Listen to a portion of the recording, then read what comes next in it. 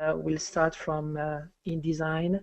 I'll explain how it is structured, how it works, and from InDesign until, say, a finished application.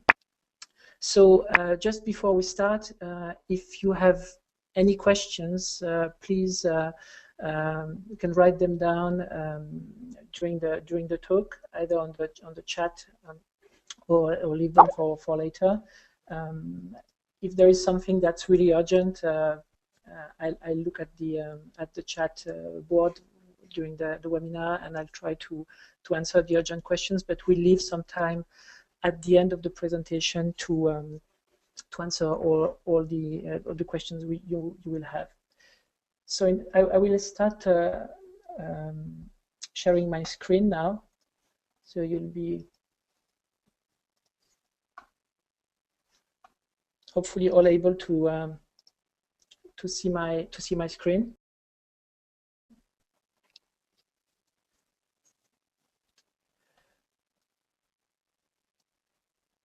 All right. If anyone has trouble seeing my screen, please shout to make sure that everything is fine. All right. So the InDesign solution that we are showing today is structured around extensions, and although there are two extensions that we will talk about, there are actually three components to this solution. The first one is a database, and there is a reason for that. We actually don't store any of the fancy things we do in your InDesign documents, like adding slideshows, videos, and things like that. We don't store them in the InDesign document. We want to keep everything together in a central repository, and this is why there is a database that you need to run before you can do anything with the solution. And as a matter of fact, when you run the installer, and I hope everyone has run through the installer without any issues, and if there is, please come back to us, because we really want the installation process to be completely seamless and really easy to do. It will prompt you to get the MAMP database, which is one possible database that we support. So here I've started MAMP, so the database is now running. The second component in our solution is what we call the project manager. This project manager is directly connected to the database, and this is where we will save all your documents as well as all your enrichments. So that's the database, and the project manager will let you work on several documents, combine them to create your final publication. And that's very important, as you probably work with InDesign and are used to split large documents into smaller files. Well, this is exactly what we want you to do here, is to work with small files, for example, what we would call articles, and then combine them in a larger document, just because it's easier to work like that. So the project manager lets you do that. And here is the main window of the project manager. I can create a new project and give it a name and choose a project type. So here we want to explain the two types of projects that we really support. The first one we call AV-Mag, and this is really a project where your documents will fit the size of your target screen. For example, the iPad. So you will really make pages that have the size and aspect ratio of the iPad, and we provide templates for that. So in this type of document, you won't be able to zoom in any parts of it. And actually, maybe it's actually easier if I show you an example. I'm launching the iPad simulator. I will go to this test application, and let's open this document. Okay, this is a MAG document. It is, every page has the size of the iPad, and you see I can't zoom on it. It's supposed to be authored at a size that makes it readable for your users. On the other hand, sorry, start it again. this document here is of a different kind. This is the document where the page sizes are not anywhere near what the iPad looks like. I can zoom freely on my document, and it has some features that the other one doesn't have. We'll show you later. So here let's create a new project, and we'll create a project in this format. So now I have my project here, and I can see my project structure, which is empty. I will start by adding articles, and we make it quite simple for you to create, to have a sort of a basis for editing your documents by providing some templates. So let's suppose I'll create the first article with this template.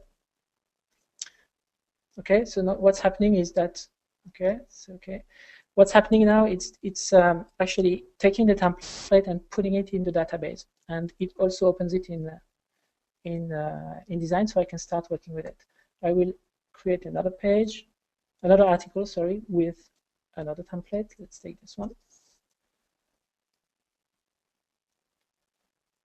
Okay, so now I have two articles in my document, and so these are two documents, two InDesign documents that are now open in InDesign, as you can see, and I can start working with them.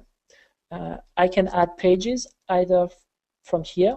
Let's, for example, add a page here. I will add a blank page, or directly from InDesign, and the project manager will keep in sync with your document. Let's go, for example, now in close this window, go into my second document, move that out of the way, look at my pages, add an extra page here, for example. So this is my second article. I will save it. And if I go back to my project manager, the second page hopefully has appeared now. So this is really the start.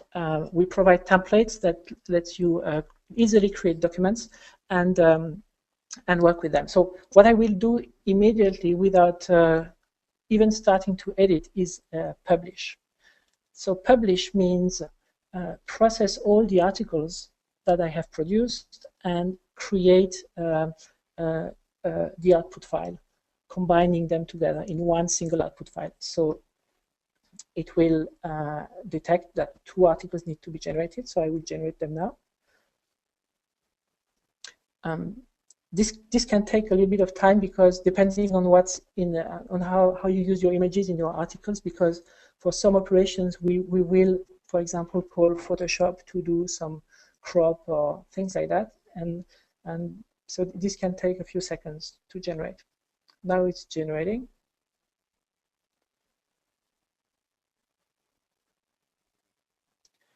Okay, and it puts the final result back into the database.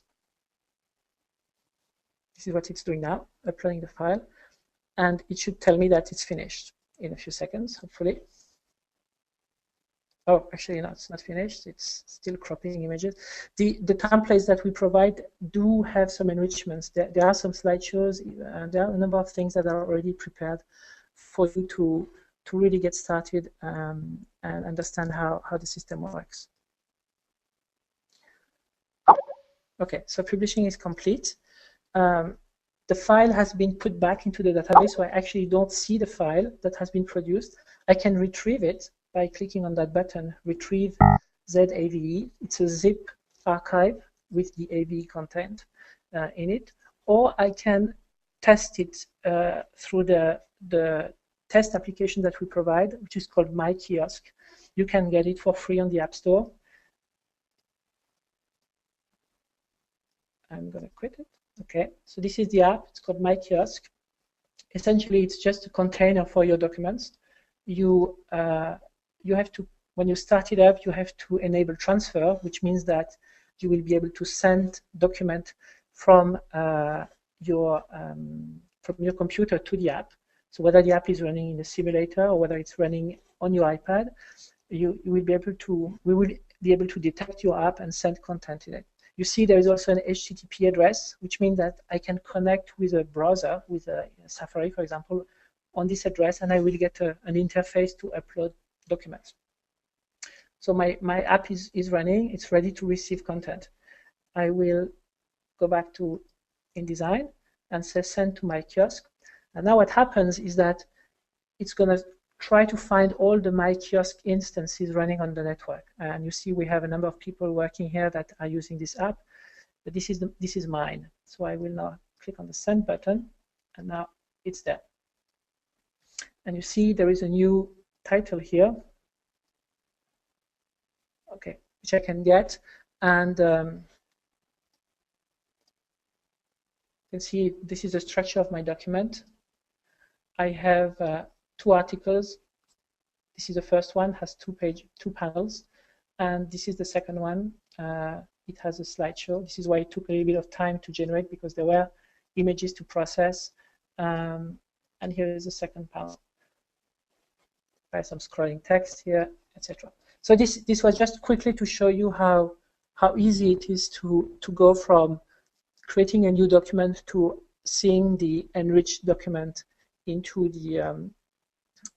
the kiosk application. And that illustrates the various steps about creating a document, choosing which type of document you want to work with, and then going through the publish and this sending to my kiosk. Now, there are a number of things that I can quickly set up on my articles. You see there is a little contextual menu here, which lets me, for example, give a title to each article. Let's call this intro. Let's call this, it's in the settings, let's call it this, for example, food and drinks. Okay. I can also provide a thumbnail image for this article if I don't want to use the one that's generated by the system automatically. So now I have these titles, and these are the titles that will appear when I click here. At the moment it says, let's just remove that. It just says Untitled at the bottom here. You see, it's going to now give the name of the article. This is the first thing I'm doing. Now let's start looking at how enrichment works in this system, because I still haven't shown you the enrichment palette. What I will do is I will move to the next page here, and I will open the Interactivity Palette. For those of you who are new to InDesign, the palettes are found in the window extension menu. So you have Interactivity and Project Manager. So Interactivity is this palette here, and I will just resize it. The way it works is it will let you add interactivity to a box that you create, and depending on the type of box, you can do several things. So for example, I've created an empty box here, and you see that when I select it, the interactivity palette lets me the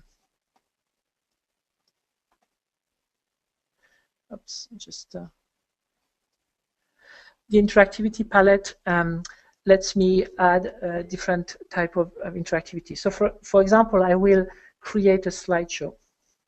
Let's click on slideshow, and now the screen gives me a number of options about my slideshow. I can create a simple slideshow, or I can create a slideshow with thumbnails. Let's start with the first one, just to see how things are working here.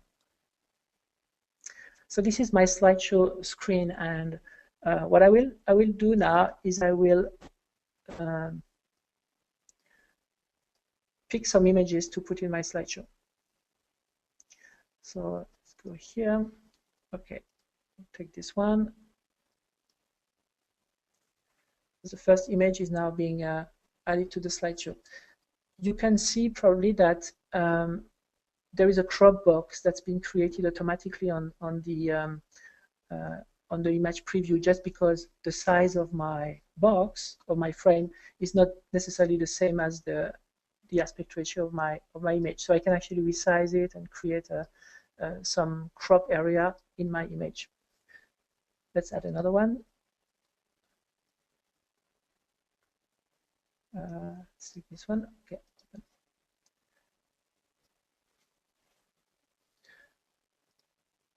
So you see again the crop box. I can choose what part of the image I want to show.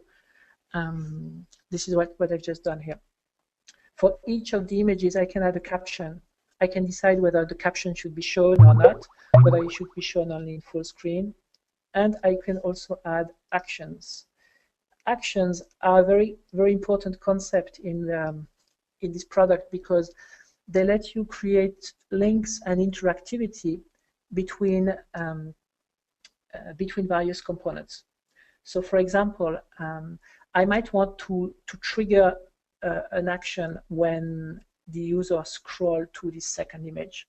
Or I want to do something when the user taps on this second image. So you can see I have scroll actions, that's the top panel, and I have tap actions.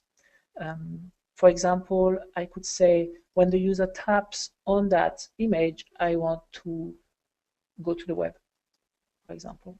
So I pick my action here, and I say create, and it adds the action.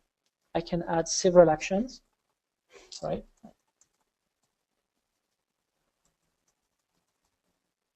So this is a very simple action. Go to the web when the user taps on this image. I could create a more complicated action for this image. Say, for example, show me a pop-up. Create. Now, a pop-up is simply a window that will show up. What's in this window? I can choose what type of content I want to put in the pop-up. I could, for example, put another slideshow, or I can put an HTML page. So when I click on that, I will put the exact same page as for the second image, right? And I can decide what size the slideshow will have.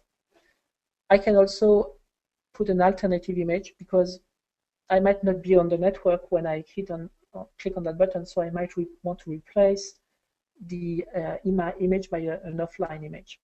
I can also decide whether there's a can burn effect on the image. So you see there are lots of options, even in a thing like a slideshow, like a pop-up. So now I've created those two images in my slideshow. I will decide whether I want to have full screen, whether I want to a number of actions that I can set up here. I can decide whether the slideshow animates automatically, things like that. Let's keep it very simple and simply save the document. Now, in order to generate, I need to go back to my project manager. I will say publish, and it will generate again.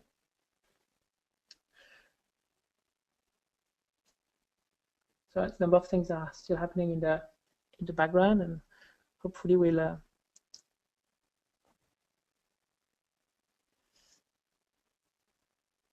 okay.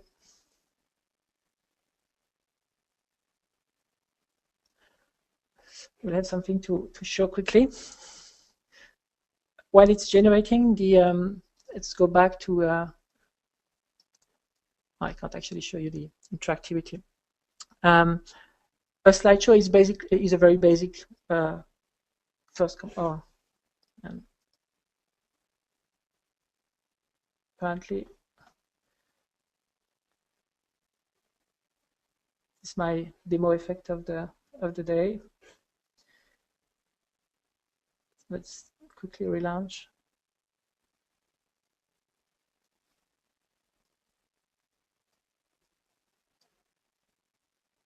Okay, my document is still here.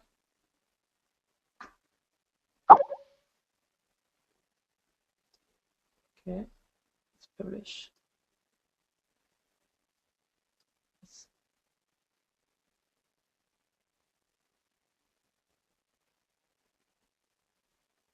It's still okay. Publishing is complete. Again, I'm going to send it to my kiosk. It's still running. So, okay, now it's been sent.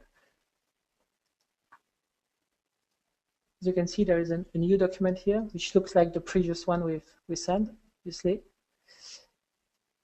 Okay, and here is my slideshow. So I can go full screen because I've set this option. If I click here, I get my pop-up. And if I click on this one, okay, URL can be shown. Maybe I made a mistake in typing the URL, but you see that there is a web page that comes up. Whereas here, the web page comes up in a pop-up. So very easily, I could create this type of interactivity. And we could go for and look at other components. What's very important is to see that it's actually very simple to add any type of interactivity. What I want to show you is some of the actions that we support. Let's, for example, put this thing here back.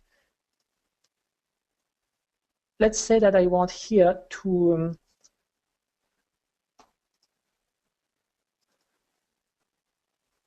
okay.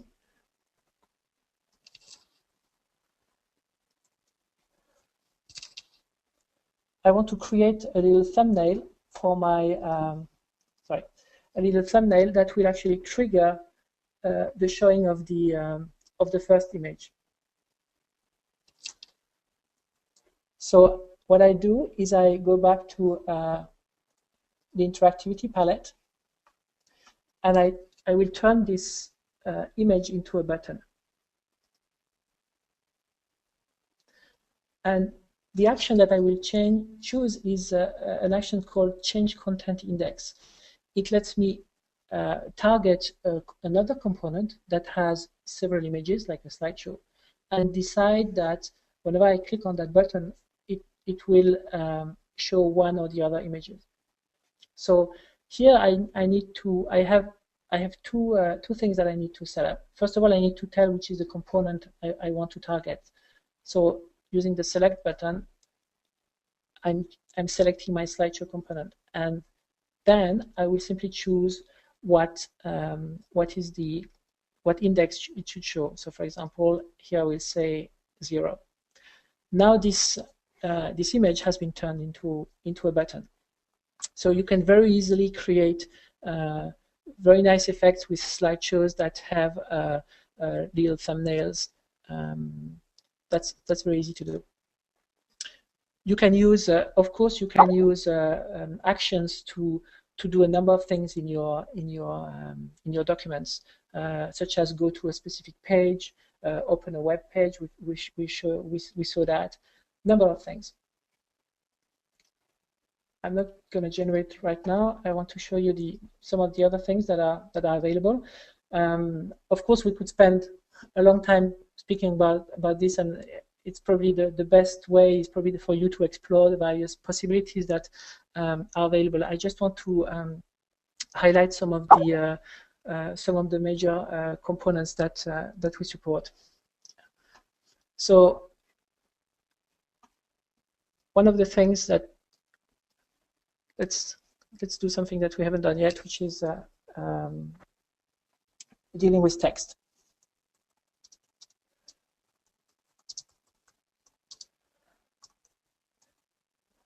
Okay, I typed some text here, and what I will do is I will actually choose a font.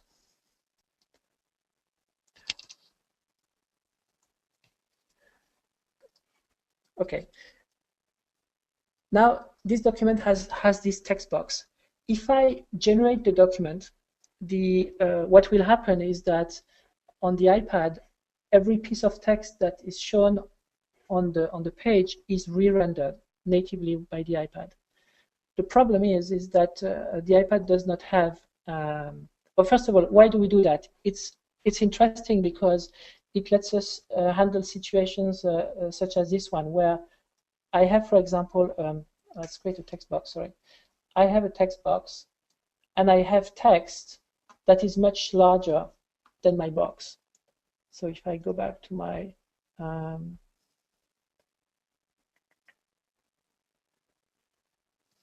just find some text here. Maybe I can go to this page. Right. Okay.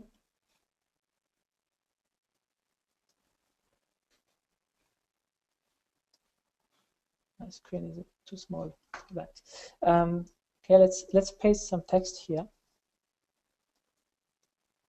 Right.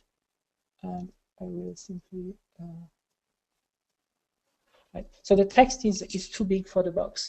What will happen is when we render that text on the iPad, we will add some scrolling feature. And this is possible because we re-render the text.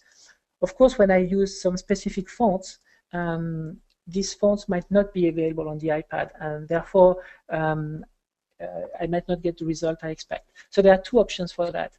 Either you decide that you want to render this piece of text as an image, and this is very simple to achieve simply by going to the Interactivity Palette.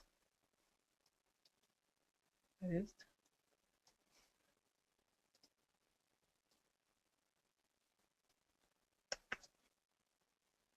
I've lost it on my screen. Okay, here it is. I can simply select the text and say transform to an image, and now this particular text box has been turned into an image and will be rendered exactly as I see it here on the iPad. But I could also choose to embed the font in my article, and this will guarantee that a piece of scrolling text will actually render properly on the iPad. And this is possible simply by going to the project, looking at the project properties, and you can see that you can import fonts here. They will be added to your document, and it will guarantee that your text renders properly on the iPad. So this is one type of document we've seen, this magazine document, project type, sorry, where you just work with pages that have the size of your screen, and you've probably seen examples of such magazines. So you can really easily create very compelling content with rich graphics and rich design, and add all sorts of interactivity from slideshow to scrolling images, etc. I want quickly to show you what happens when you actually work with an existing layout and you don't want to redo. So here is my example. I had a book which I created with a very specific aspect ratio, and now I want simply to enrich my content. As you can see, this is not at all content that has been targeted for the iPad, and I want to read it properly on the tablet. What I will show you is one of the specific features of this component, of this type of document, and that's the guided reading. Let's zoom on that page, and let's show you how that page renders normally on the iPad. Here it is. Okay, so in order to read that document, usually on an iPad, I would zoom in and then move around and then go to the next page, zoom again, and read that. It's not very convenient. So what we propose here is for you to create a guided path through your document. And I will do that right now. So let's open the Interactivity Palette. And what I will do is I will select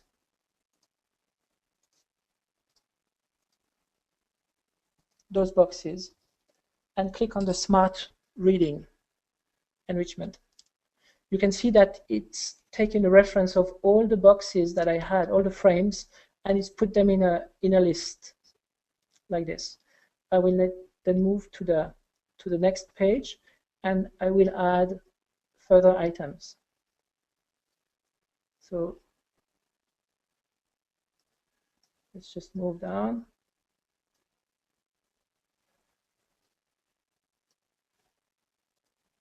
So what I do is I add an item, I click on the select button, and then I click on the box that I want to link. So it's created a path now through those various boxes in these two pages. I will simply go back and generate my document. So let's just save it.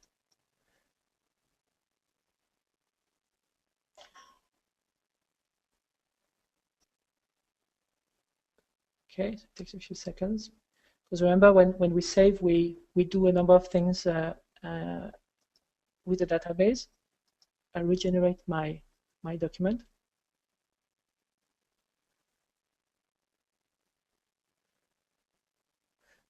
And I will send it back to my kiosk. So that's one of the key differences between the mag and what we call AVPDF, which is using an existing layout and making it an existing document and making it readable on the iPad using guided reading, for example.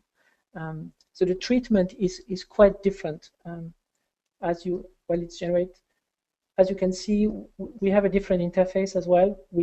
Here we have a navigation that happens at the bottom via this gliding thing, whereas in the other one, remember, the navigation was at the top. Okay, so there are two different approaches to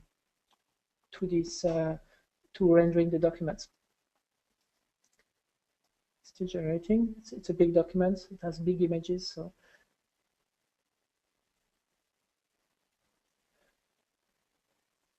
this treatment of existing documents it's one of the features that makes the solution quite unique because okay,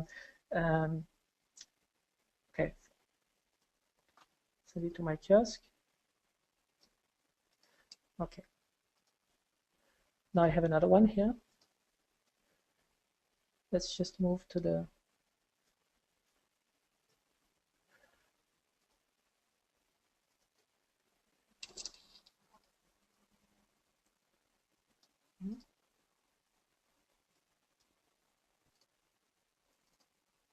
for some reason. Sorry about that. Just check.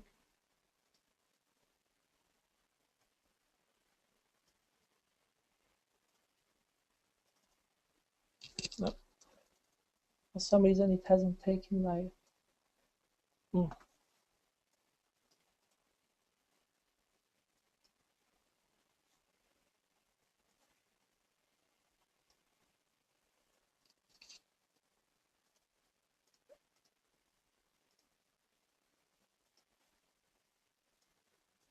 Sorry, something went wrong here. So I'll try to show it to you later on an existing document that I generated before. But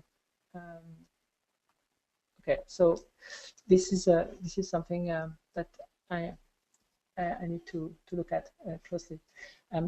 So once you've generated any type of document, of course the next step is to do something with it and to publish it. And you might have seen on our website that we actually have a solution that lets you also create applications for those documents very easily, and that's what I want to show you now. Very shortly, probably next week, we will send you a link to this site. It's called avpublishing.com, and this is where you will create an account and be able to create applications and manage your titles, publish content. So the way it works is we have the concept of a title or a collection. If you if you think about press magazine, that means a title is really a press title which has a certain periodicity. And if you think about books, you have often this concept of collection of books. So you can create titles, and these are simply placeholders that define some metadata, a title, a language, a periodicity, and then you will be able to publish content in those titles. Our business model is for you to be able to create your content without paying anything for the tools, but once you start to publish, this is where we charge by selling you actually packs of issues. So, for example, here I've created a title.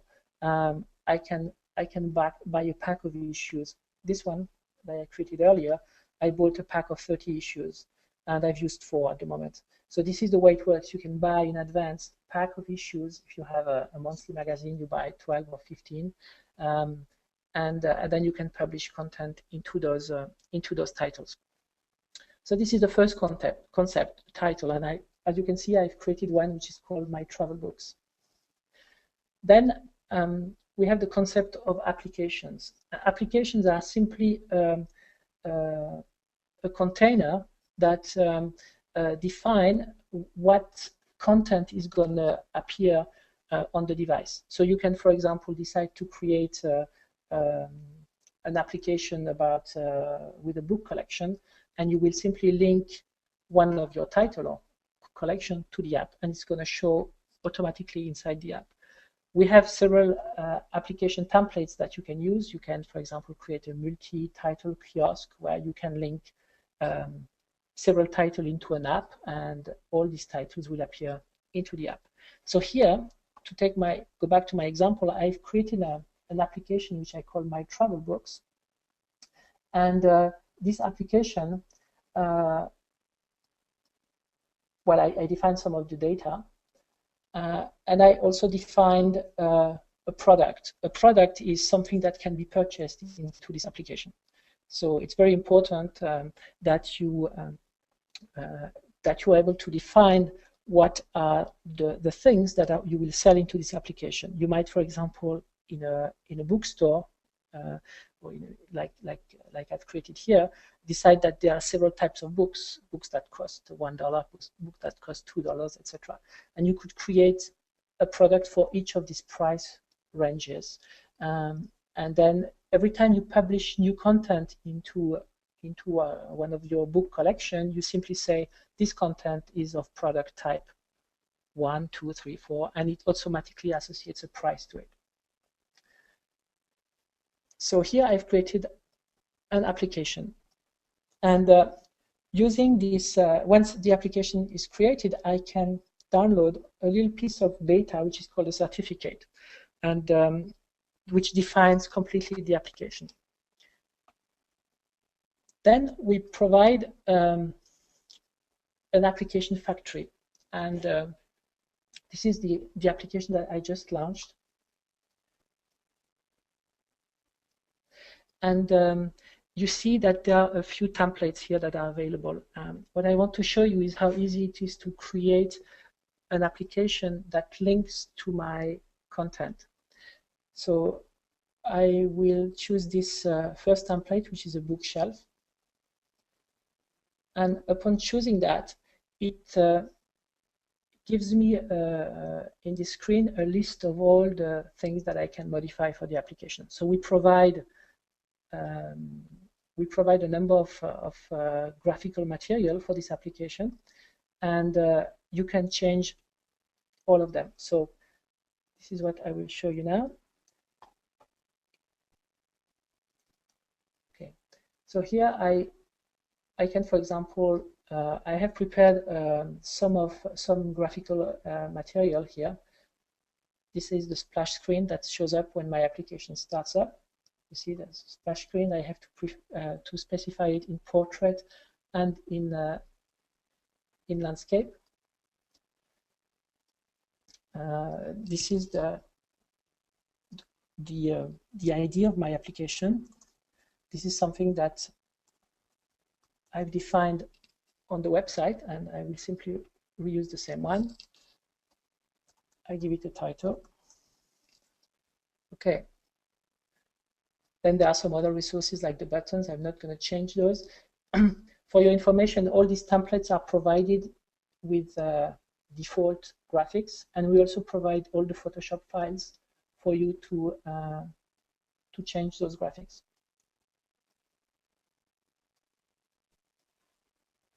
Okay, so the rest I keep search. You see there is a link here to Photoshop in order to access the graphics. Right. So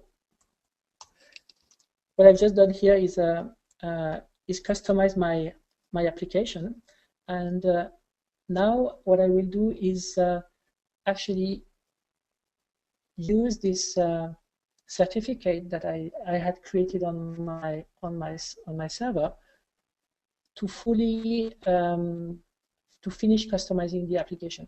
The certificate simply contains all the server-based information about the application. And you see, as I dropped it, it recognized the format of this file. It did some magical setup in the background.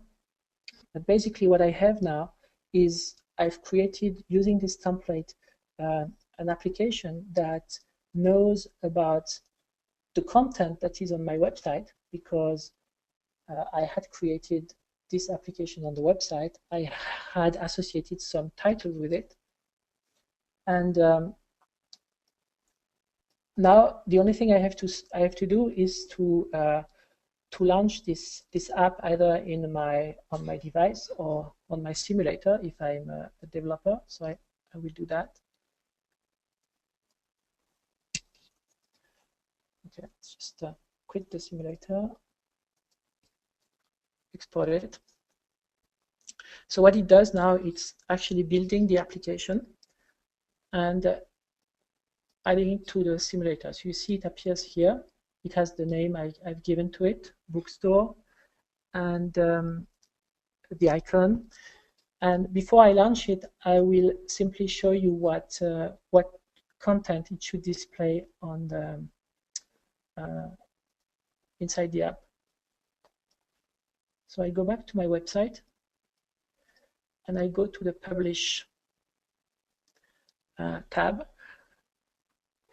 and you see there is a title selection, and currently I selected My Travel Books, which is one of the titles or collections that I had created before. And you see there is a little button here, Show Associated Application for Title. You see that this title, My Travel Books, which contains 4 books, is associated to the application My Travel Books with this ID. And this is exactly the application that I've been using in my factory. So which means that the iPad will know, using this identifier for the application, that it can call the server and ask the server what kind of content do I have to display to the user. And the server will reply, well, I have 4 books, and depending whether these books have already been released, depending on the rules that are applied to those books, it will return the list of books. So let's just start the application. Okay, so this application using this bookshelf template is now showing my content, and I had to do very little to create this. So you see, we still need to finish building that thing. Like there's no title on the button, but basically, if I click here, it will either purchase or download the content, depending whether it's free content. And so everything has been done through that factory. We will give you access to an early release of the factory next week. We still have a number of things to finish until it's completely user-friendly, I would say. I just want to show you another type of template which is this single title kiosk.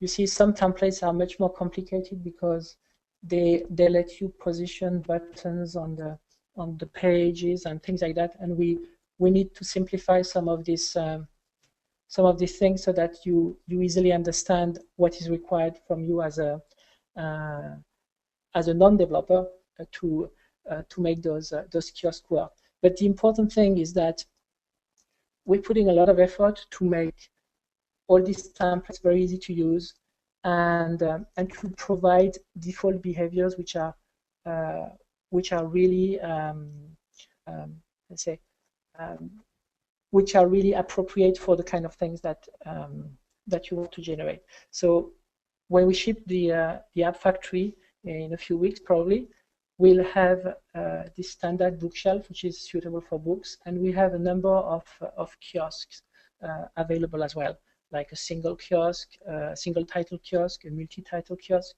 where you can have several magazine titles in the same app, and we also provide a very simple template for one single issue or book in an app. Okay, so I think I'm going to stop here. I wanted to. We'll look at the questions, see what questions we can answer right now. Maybe one of the questions that that you have is about pricing, and we will. I think the plan is to send you a pricing sheet today or tomorrow. I don't remember, but essentially the pricing that we provide is the pricing model is a pricing model when you publish. There is no cost to using the authoring tool. It's only when you publish content or when you publish an application that we charge a small fee.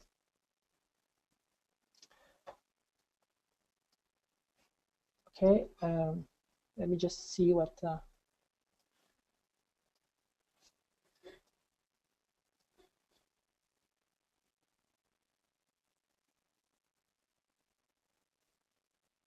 Okay, there are a few questions about the differences between the mag and the PDF. Pinch and zoom is not currently planned for AV mag because well, you can absolutely reproduce the behavior of an AV mag by creating an AV PDF of the size of your iPad. If I show you, for example,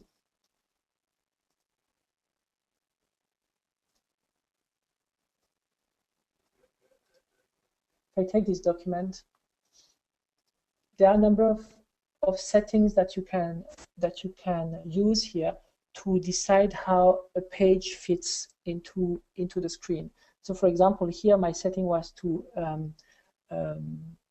fit to the width, but I could easily ask it to fit it vertically. And so if you create a content that has exactly the size of your iPad, you will have roughly the same behavior in mag and PDF, but you will be able to pinch and zoom here. And one of the very interesting features of PDF that you don't have in mag is the project settings. Remember that in the mag, there's only one thing that we can do, for example, at the moment, which is adding fonts. But here, for the project setting in the PDF version, you can do a number of things. And this reading mode that I just showed you, that like how do you fit the page to the screen, you can actually force it for your document so that when a user downloads your document, it shows exactly this behavior. You can decide whether you can zoom or not, things like that. So you have a number of options that you can use in the PDF to make it render like the mag and still have some zoom behavior.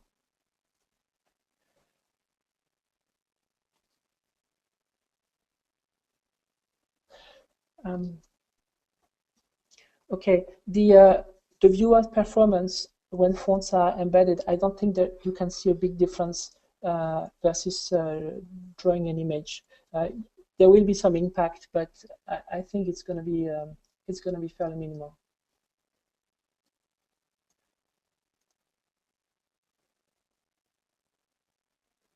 Okay.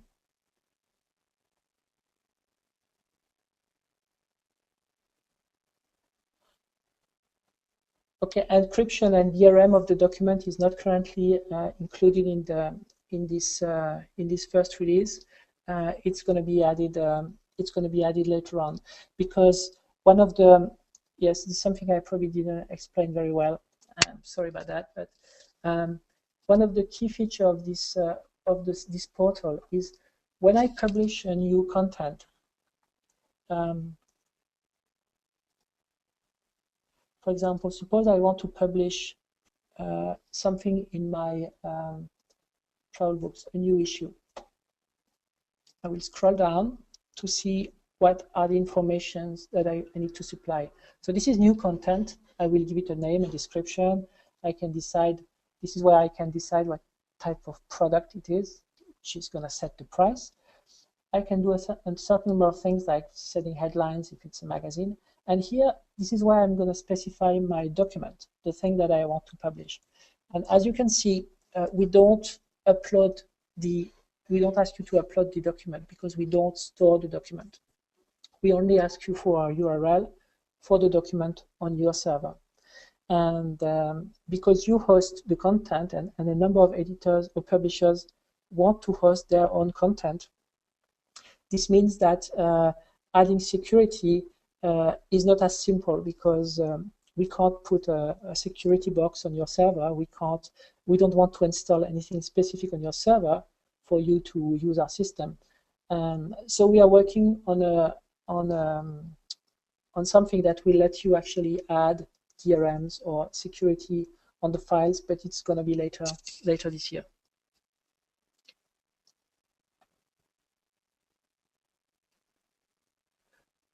Android, we're working on Android at the moment. So what you see here works on iPhone and iPad. The application templates that we provide will support both the iPhone and the iPad. So you will be able to create kiosks or bookshelves even on your iPhone. As for Android, this is going to come in a little bit later in the coming months.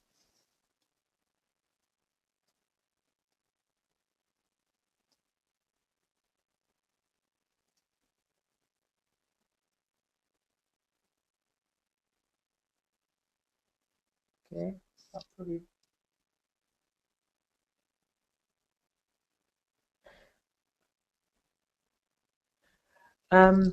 Regarding the desktop viewer, this is a very good question. Actually, our intent in terms of platform is to support Android very quickly and also to support the web. And when we mean support the web and support Android, it means that we want to have exactly the same feature set on Android, on the web, and on the iPhone, which means that all the enrichments we want to retrieve them all. And once we have a web version, which we probably develop in Flash for the moment and in HTML5 a little bit later, we'll be able to probably provide a desktop viewer in Air like Adobe.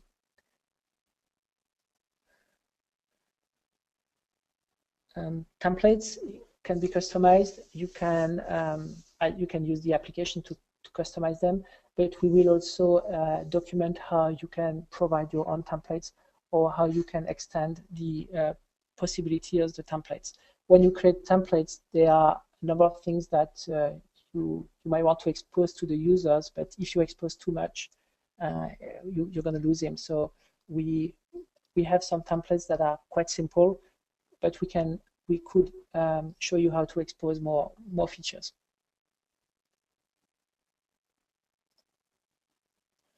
Okay, so I'll answer to the other questions by mail if that's all right. I'm thank you very much for attending. I'm really sorry I couldn't show you the guided reading feature. This is something I should have checked before, that it was not running into any trouble. It's actually a recycled project that I used, and maybe there's something wrong in it. So if you want more information on that, I can send you this this project, and so you can test it on your kiosk application. I think we've just been around for an hour, which was the planned timing. So thank you very much again, and we'll send you answer to the questions that are still not really well explained. Yes, I see. We would like some sample files. We'll send you some sample files. There is a sample document which is available from the website, which is in Mac format, which we should probably update a little bit, because we want to highlight a little bit more some of the features, and we'll send you also sample file for the PDF, so you can sample some of the quite cool things that are available there. Thank you very much again, and I hope we'll meet again on another webinar to discuss more features. Bye bye.